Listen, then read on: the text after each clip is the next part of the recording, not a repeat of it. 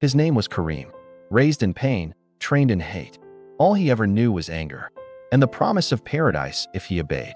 The crowded market was full of life, laughter, children, joy. But under Kareem's robe was death, a bomb. A mission, one push of a button, and he'd make the world feel his pain. He reached into his pocket and pulled out the detonator. It was time. This was his purpose. But as he raised his hand to trigger the device, something held him back. Something unexpected. A voice. Gentle, clear. Kareem froze. What was that? Was it a vision? A dream? No. Another voice had spoken, but not from outside. It was inside his heart. It spoke of life, of hope, of heaven. And then it whispered his name. Kareem, I love you. His hand trembled. Who said that? Was it an angel? A trick of his mind? He didn't know.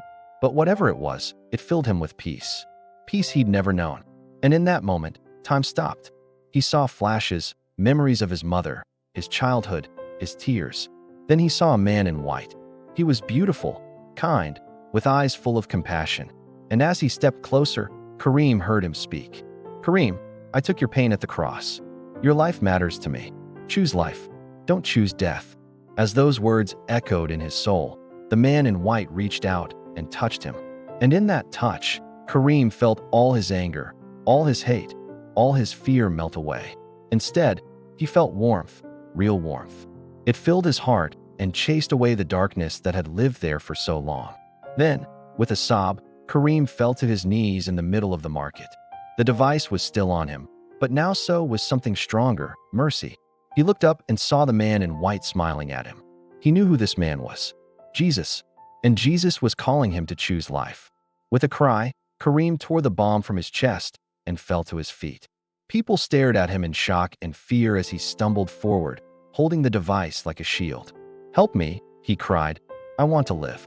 Somehow, he made it to the nearest police, begging for forgiveness. They didn't understand what he was saying, but they saw the bomb and acted quickly. He was arrested, beaten, jailed. But in prison, he met Jesus again.